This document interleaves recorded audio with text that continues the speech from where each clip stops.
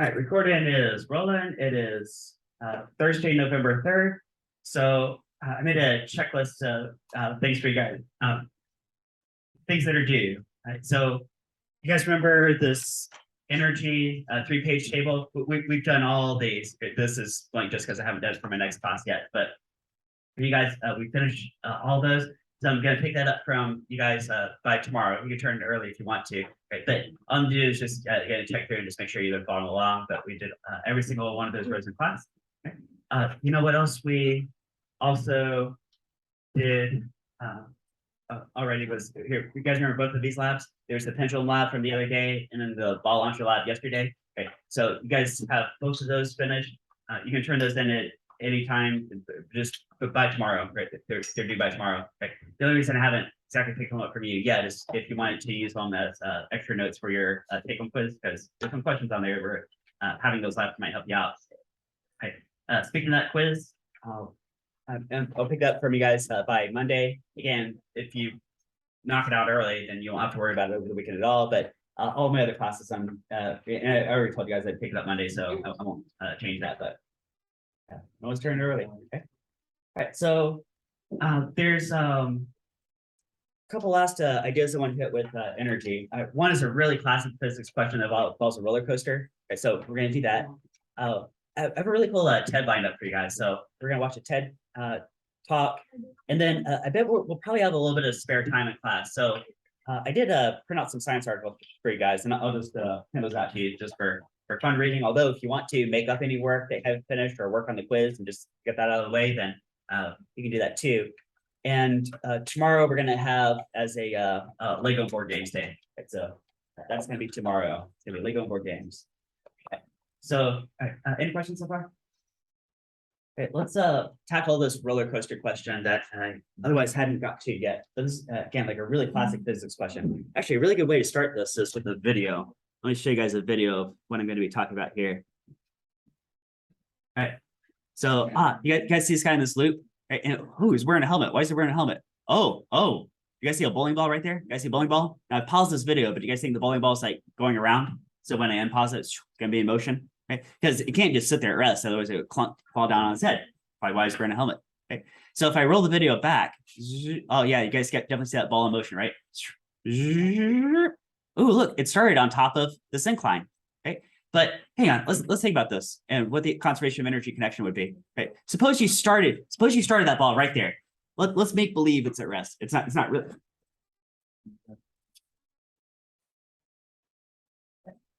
Right, so let's make believe that you started the ball from rest right there.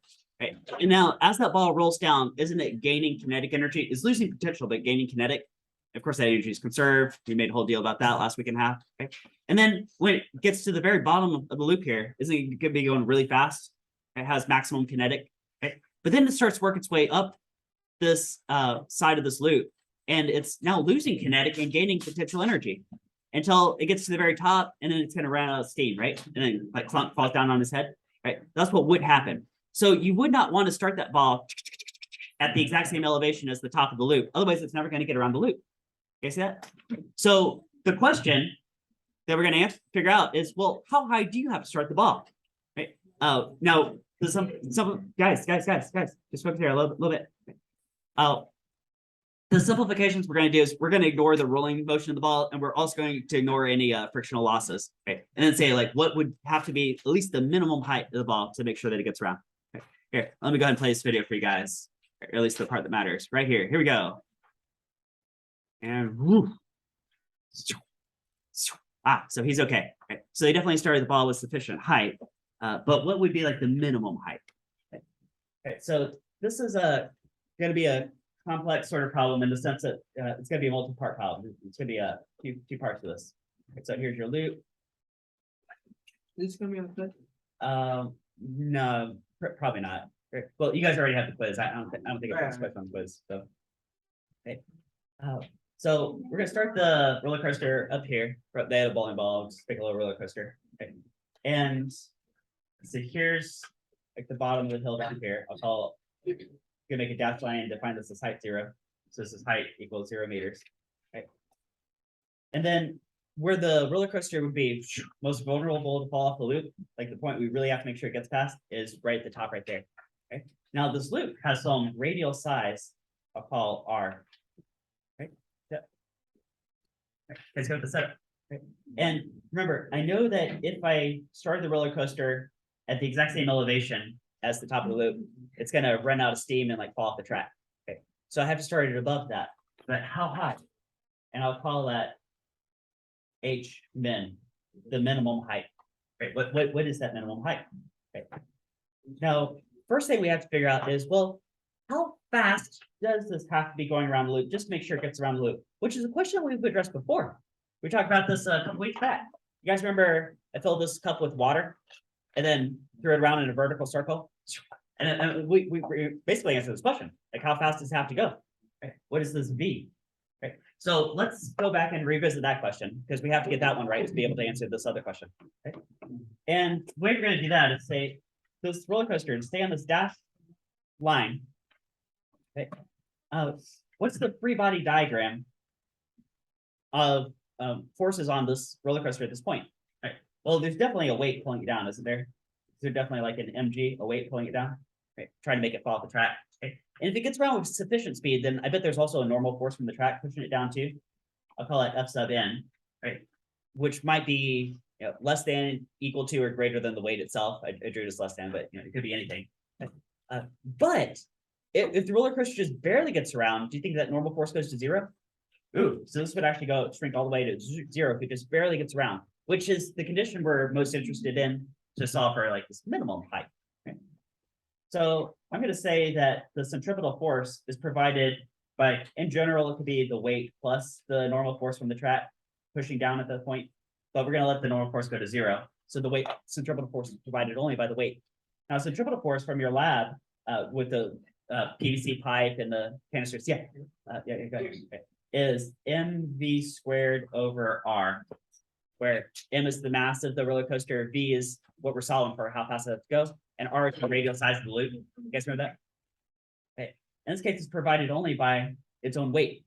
Right? So its own weight is letting it stay on this dashed line curve path at that moment. The mass cancels out. And to solve for this v, you guys see it's 2 algebra steps. I'm going to cross multiply the r and then take the square root. So the minimum speed is, let's see, it's the square root. I got a g and I got an r. Right. Okay, so that's an important part of the problem. Okay, so now we got that established. Okay. Now this is the minimum speed, right? If it goes any slower than that, it falls off. Any faster than that, it's okay, but it can't go any slower than that. Okay. Now, conservation of energy. Right, so we know how fast this has to be going at this point. Do you guys also see that relative to this height 0, it is elevated to some height? Right? And we can quantify that height in terms of the radius of the circle. Who sees? Who sees? Guys, what is the height of this roller coaster from this dashed line down here in terms of the radius of the circle? Does it look like 2 radii pretty much? Pretty closely? Yeah, I'm going to call it 2r. So that height at the final location is 2r relative to the defined height 0. Okay. Remember, potential energy, you have to define where's the floor, and the floor is down here. Okay, so I'm going to set up sum of energy initial equals sum of energy final. Okay, there's been, we set up so many problems over the last week that start with this step. Okay? And initial location is up here. And if it starts from rest, then it's going to be all potential energy. So that's all mgh. And it's the minimum height that I'm solving for. That's what I'm trying to figure out. Okay. And by the time it gets to this point, well, it's a mix of energy. I mean, it better be moving, but also it's been lifted from the 0 height point. So it has some gravitational potential energy, which is mg times this height, which is 2r. 2r. That's a 2r. mg 2r. Okay. Plus whatever's left over goes into this right here. 1/2 mv squared. I'll call it v min squared. Okay. Oh, mg h min equals. Now maybe I could. Well, here I'll just rewrite this. mg 2r. That's this. Okay. Plus 1/2 Now, in the place of the minimum speed, I'm going to write this expression, square root GR. Root GR. And that's being squared. Do you guys see a square root and a square are going to be opposite processes going to cancel out? Okay. So MGH min is equal to here. While I'm at it too, I'm going to take this 2 and just slide this 2 out in front. Call this 2 MGR plus 1/2 M square root GR squared is also GR. Hey, look, I got 2 of MGR plus another 1/2 of MGR. Is that like 2.5 MGR or like 5/2 MGR? You guys see that? That's equal to MGH min. Right. Right. You guys, what's going to cancel out on both sides? The mass of the coaster. So it doesn't matter if it's empty or full of passengers, whatever. That didn't change the answer. Also the gravity field. And what that means in physics is that you could take this whole roller coaster to the moon and it would have the exact same answer. And the answer is right here. Okay. 5/2, is that the same thing as 2.5? 2.5 times the radius. So the minimum height you need is 5/2 of the radius of the loop. Right? If it's any shorter than that, then the coaster is not going to make it around. Okay. If it's exactly equal to that, and there's no frictional losses and no energy that goes into any kind of rotation, then it'll just barely get around. And then if you're an engineer designing a roller coaster one day, then you want to make sure that the minimum height of the hill is really, really taller than that, right? Like higher than that. Right. So 2.5 R. Here's 1 R, here's 2 R, 2.5 R's probably right about here-ish. Right. Cut across. Yeah. So my roller coaster is above that point, so it's probably gonna be okay. Okay. Guys good? Okay. So yeah, that's a really classic physics question. That's a fun one. Oh, you know, I forgot to mention. Let me just mention this real fast. Friday is a picture retakes. So they did put out. It goes by last name when they want you to show up if you want to retake pictures. So first period's A and B, second period's C, D, E, F, and G. Right? And it just goes on from there. I did post this to Google Classroom, so if that's relevant to you, then that's on Google Classroom. Okay. Right. So is by the way these checklist of things to think about that are due. Also on Google Classroom. It's all there. All right. Next thing on the list. All right.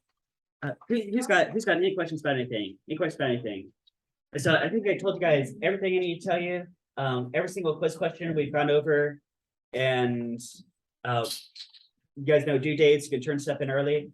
So here's how we're finishing today. I'm gonna roll a TED Talk on sustainable energy, and then you'll have probably about 15 spare minutes that you can use to make up work on the quiz, do anything you need to. And then remember, tomorrow is going to be a